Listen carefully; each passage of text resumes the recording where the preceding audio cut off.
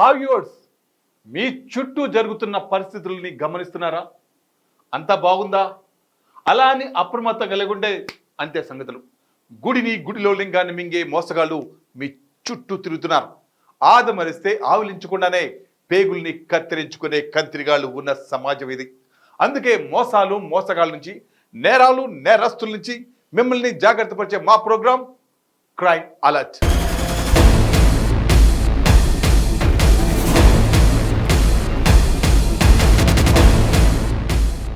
వారికి పెళ్ళై 25 సంవత్సరాలు గడుస్తున్నాయి. తమ నలుగురి సంతానానికి పెళ్లిళ్ళు కూడా చేశారు. మనవళ్ళు మనవరాలతో ఆడుకుంటూ కాలం గడుపుతున్నారు. రామకృష్ణ అంటూ కాలం గడపాల్సిన ఆ వయసులో భార్యపై అనుమానం పెంచుకున్నాడు నీచుడు. మనిషి శరీరాన్ని క్యాన్సర్ కొద్దిగా తొలిచినట్లు అనుమానం అనేది కూడా మనసును తొలుస్తూ ఉంటుంది. రోజుకు అతనిలో పెరుగుతున్న రాక్షసత్వం కట్టలు తెంచుకుంది. అదును కోసం ఎదురు చూసి కత్తితో భార్య కడుపులో పొడిచాడు. అంతటితో ఆగకుండా అతి కిరాతకంగా గొంతు కోసి హత్య చేశాడు ఆ దుర్మార్గపు భర్త.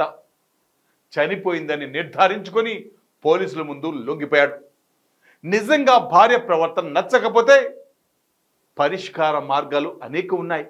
అంతేకాని భార్య మన సొంతం అని బరి తెగించి హత్య చేసే అధికారం ఈ సొసైటీలో ఎవ్వడికి లేదు, ఉండదు కూడా. అనుమానమే వెనుభూతమైంది. భార్యపై అనుమానాన్ని పెంచుకున్న భర్త చివరికి గొంతు కోసి ప్రాణం తీశాడు.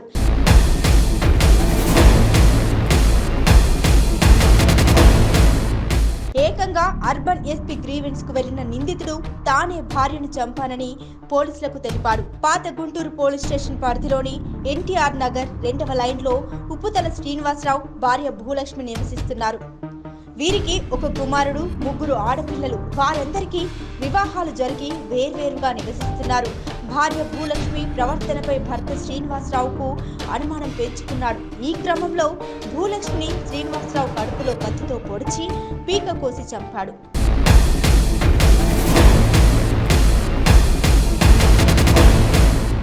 చనిపోయిందని నిర్ధారించుకున్నాక ఇంటికి తాళం వేసి శ్రీశైలం వెళ్లేందుకు బస్సు ఎక్కాడు. ఒంగోలు వరకు వెళ్లి తిరిగి మనసు మార్చుకుని గుంటూరు ఎస్పీ కార్యాలయంలో జరుగుతున్న గ్రీవెన్స్ వద్దకు చేరుకున్నాడు. నేరుగా పోలీసుల వద్దకు వెళ్లి భార్యను చంపినట్లు తెలిపాడు. వెంటనే అప్రమత్తమైన పోలీసులు సంఘటనా స్థలానికి చేరుకొని మృతదేహాన్ని పోస్టుమార్టం నిమిత్తం మార్చురీకి తరలించారు.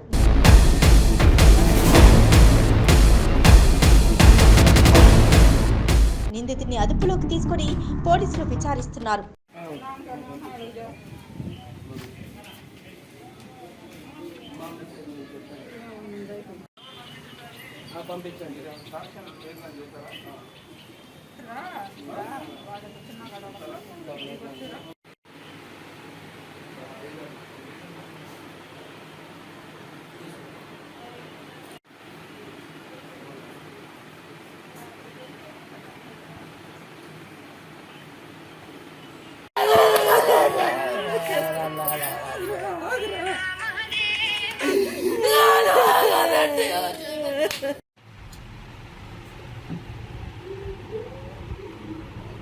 అది బైక్ లేపండి, అంతే చాలు. మీ మొబైల్స్ పక్కన కొద్దిగా.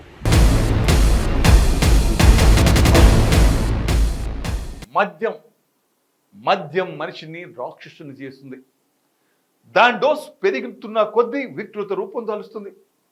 అప్పటి వరకు సాధారణ మనిషిలా ఉన్నవాడు చుక్క పడగానే ప్రతివాడు హీరో అయిపోతాడు. వైన్ షాప్ వద్ద పెరిగిన మాట మర్డర్ వరకు పోయింది.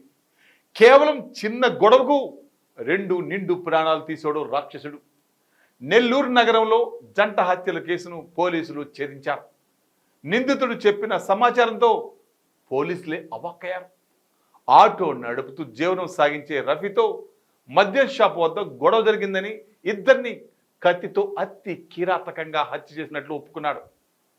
నేరాల నియంత్రణకు పోలీసులు ఎన్ని పకడ్బందీ ప్లాన్లు వేస్తున్నా జనం మాత్రం పగలు ప్రతీకారాలతో రగిలిపోతున్నారు. క్షణికావేశంలో మీరు చేసే తప్పుకు మీరే కాకుండా మీ కుటుంబాలు సైతం శిక్ష అనుభవించాల్సి వస్తుంది. కోపం వచ్చిందని చట్టాన్ని చేతిలోకి తీసుకొని చంపుకుంటూ పోవడానికి మనము నాగరిక సమాజంలో ఉన్నామా లేక అనాగరిక సమాజంలో ఉన్నామా? ఒక్కసారి ఆలోచన చేయండి. నెల్లూరు నగరంలో జంట హత్యల కేసులో నిందితుడు రఫీని మీడియా ముందు ప్రవేశపెట్టారు నెల్లూరు పోలీసులు. హత్య కేసుకు సంబంధించి పూర్తి వివరాలు నెల్లూరు జిల్లా అడ్మిన్ ఏఎస్పీ హిమవతి వెల్లడించారు.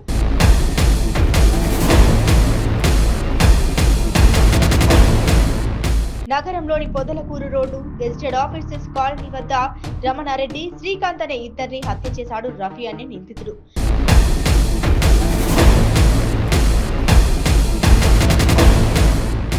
ఇతను నెల్లూరు నగరం చవటమిట్ట కాలనీకి చెందిన వ్యక్తి. ఆటో నడుపుకుంటూ జీవితం సాగిస్తూ ఉండగా హత్యకు ముందు రోజు మద్యం షాప్ వద్ద జరిగిన చిన్న గొడవ మనసులో ఉంచుకొని మరుసటి రోజు ఆదివారం మధ్యాహ్నం సమయంలో మళ్లీ మద్యం షాప్ వద్ద గొడవ జరగడంతో నిందితుడు రఫీ, మృతులు రమణారెడ్డి, శ్రీకాంత్లను కత్తితో పొడిచి హత్య చేసినట్లు ఏఎస్పీ తెలిపారు.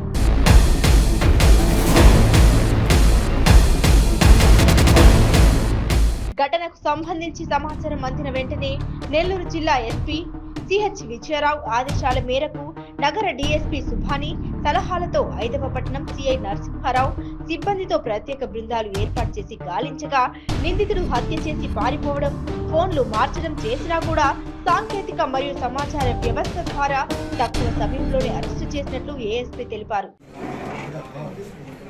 శ్రీకాంత్ అతని దగ్గర కూలి పని చేసుకుంటూ ఉంటాడు, సెంటరింగ్ అండ్ కూలి పని. వాళ్ళు ఎక్కడైతే తెలుగంగ రోడ్డు దగ్గర జరిగిందో దాని దగ్గరలో ఉన్న వైన్ షాప్కి రెగ్యులర్గా రావడము, మందు కొనుక్కొని తాగడము ఇట్లాంటిది వాళ్ళకి habitual behaviour every day to day చేస్తూ ఉంటారు. ఈ ఆదివారం రోజు జరిగిన రోజు ముందు రోజు రాత్రి, శనివారం రోజు రాత్రి కూడా వీళ్ళు ఇలాగే అక్కడ మందు కొనుక్కొని తాగిన టైంలో ఈ రఫీ అనేసి accused is Sheikh Rafi, son of Ismail. He's 36 years old.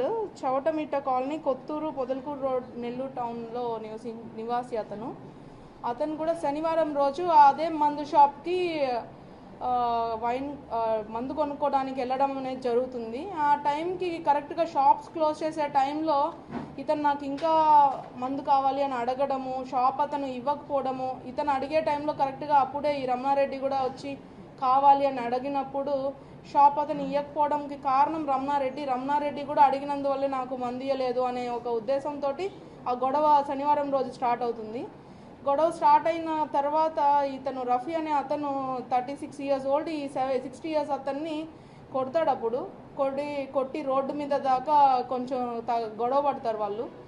గొడవ పడిన తర్వాత ఆ చుట్టుపక్కల వాళ్ళు వండుకొని ఇట్లా ముసలోని కొట్టారు అంతా చూసిన తర్వాత వాళ్ళు అక్కడి నుంచి వెళ్ళిపోతారు. ఆ రోజు నైట్ అయితే వెళ్ళిపోతారు. బట్ నెక్స్ట్ డే మార్నింగ్ ఆదివారం రోజు అదే వైన్ షాప్లో మళ్ళీ ఇతను మందు కొనుక్కుంటాడు. అక్కడే ఈ రాత్రి గొడవ అలాగే మైండ్లో ఉంటుంది ఇతనికి.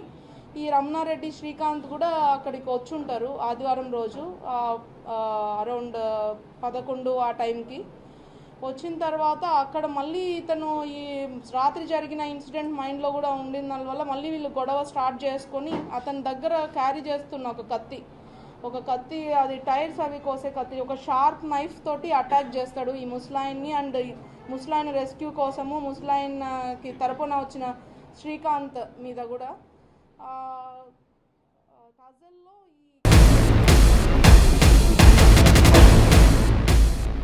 నిత్యం పని ఒత్తిడిలో ఉండే మనమంతా సమయం దొరికితే బయటికి వెళ్ళి ప్రశాంతంగా గడపాలని కోరుకుంటాం. వారు కూడా ఆదివారం సెలవు రావడంతో పిల్లలతో యాదగిరి గుట్టకు వెళ్ళారు. రాత్రి కాటేజీలో నిద్ర చేసిన వారు ఉదయం పుణ్యస్నానం చేయడానికి కోనేరు వద్దకు వచ్చారు.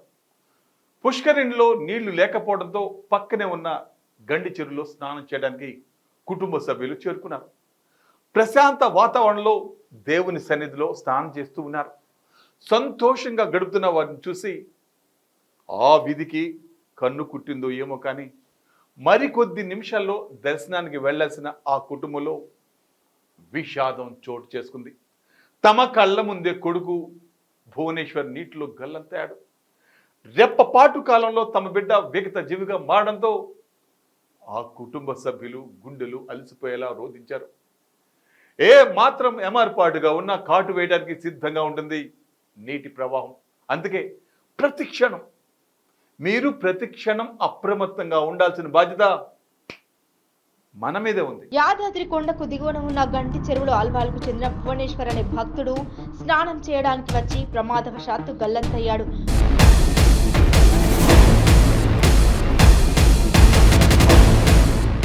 కుటుంబ సభ్యులతో కలిసి నిన్న సాయంత్రం 4:30 గంటలకు యాదాద్రి తులసి కాటేజ్లోని గది తీసుకొని నిద్ర చేసి ఉదయం పుణ్యస్నానం చేయడానికి లక్ష్మీ పుష్కరణ వద్దకు వచ్చారు.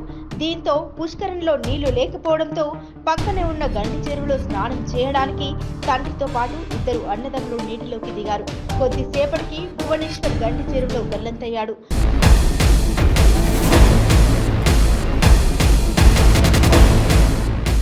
పోలీసులు, అగ్నిమాపక సిబ్బంది చెరువులో గాలింపు చర్యలు చేపట్టి మృతదేహాన్ని బయటకు తీశారు.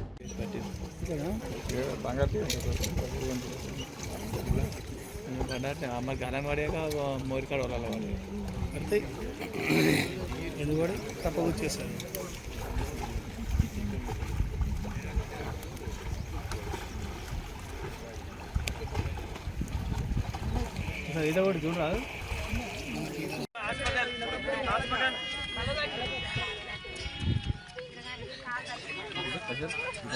ईश्वर ये वाला बेटा लो रहा है वो बटन है वाला सर सर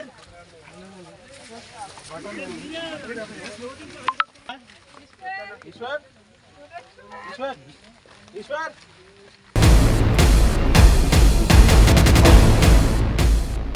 ఉన్న ఊళ్ళో ఉపాధి దొరకకపోవడంతో పొట్ట చేత పట్టుకుని ఇబ్రహీంపట్నం వచ్చాయి ఆ 2 కుటుంబాలు. రైస్ మిల్లో కార్మికులుగా పనిచేసుకుంటూ కుటుంబాన్ని పోషించుకుంటున్నారు. సంపాదించిన డబ్బులను కొంత తమ బిడ్డల భవిష్యత్తుకు ఉపయోగించాలని కళ్ళకనేవారు. తమలాగా తమ పిల్లలు కష్టపడవద్దని వేల రూపాయలు ఫీజులు కట్టి చదివిస్తున్నారు ఆ కార్మిక కుటుంబాలు. అంతా సాఫీగా సాగుతున్న వారి జీవితంలో ఒక్కసారిగా విషాదం జరిగింది. కిరాణా షాప్కి వెళ్తున్న తమ 2 బిడ్డలను స్కూల్ బస్ ఢీ కొట్టడంతో కళ్ళ ముందే కానరాని లోకాలకు పోయారు ఆ చిన్నారులు. ఉన్న ఊరిని కాదని పిల్లల కోసం వలస కూలీలుగా జీవిస్తూ 4 డబ్బులు సంపాదిస్తున్న వారి జీవితంలో ఈ దారుణ ఘటన చోటు చేసుకోవడంతో తల్లడిల్లిపోతున్నాయి ఆ తల్లిదండ్రుల గుండెలు. అతి వేగం అజాగ్రత్త వల్ల బంగారు భవిష్యత్తు ఉన్న 2 చిన్నారులు మృత్యువాత పడ్డారు. ఇప్పుడు ఆ కుటుంబాలకు జరిగిన అన్యాయాన్ని ఎవడు తీరుస్తాడు? కంటికి రెప్పలా కాపాడుకున్న ఆ చిన్నారులు లేని లోటు ఎవరు పూడుస్తారు? ఆ తల్లిదండ్రుల కడుపు కోతకు ఎవరు బాధ్యత వహిస్తారు? వలస కార్మికుల కుటుంబాలకు చెందిన 2 చిన్నారులను ప్రైవేట్ స్కూల్ బస్సు ఢీకొన్న ఘటనలో ఒక చిన్నారి మృతి చెందగా మరొకరు తీవ్రంగా గాయపడ్డ ఘటన రంగారెడ్డి జిల్లా ఇబ్రహీంపట్నం మున్సిపాలిటీ షేరిగూడలో చోటు చేసుకుంది.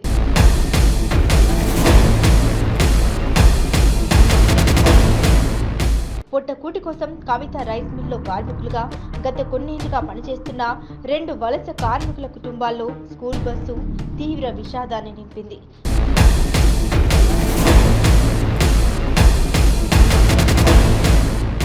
కిరాణా షాప్కి వెళ్తున్న 12 సంవత్సరాల కాజల్ మృతి చెందగా అభిషేక్ తీవ్ర గాయాల పాలయ్యాడు. నగరంలోని ఉస్మానియా ఆసుపత్రికి తరలించారు.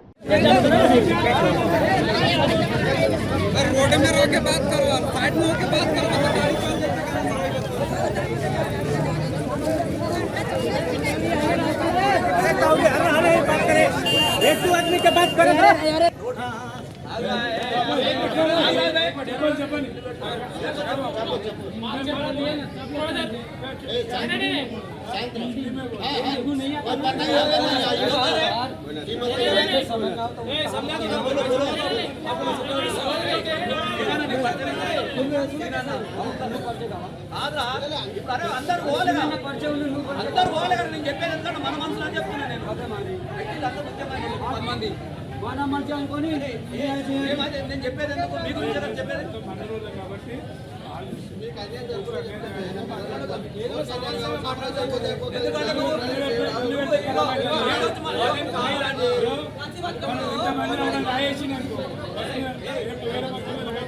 లేకపోతే అందరూ కొడతారు, చిక్కమంటారు, అలానే ఉంటుంది. ఇప్పుడు మీ దాంట్లో ముఖ్యమైన వాళ్ళు ఎవరు? నలుగురు నిల్చొని ఉండవు. లేబర్ సినాని కూడా, సాగర్ ఎప్పటి, వెంకటరెడ్డి ఎప్పటి, వీరేంద్ర వస్తాడు, ఇంద్రెడ్డి వస్తాడు, ఎవరు ఇష్టం? ముఖ్యమైన వాళ్ళు. అదే अरे भैया हम लोग के सामने सर प्लीज सामने बात करा दीजिए, क्या होता सर? अरे भैया बात सुनो।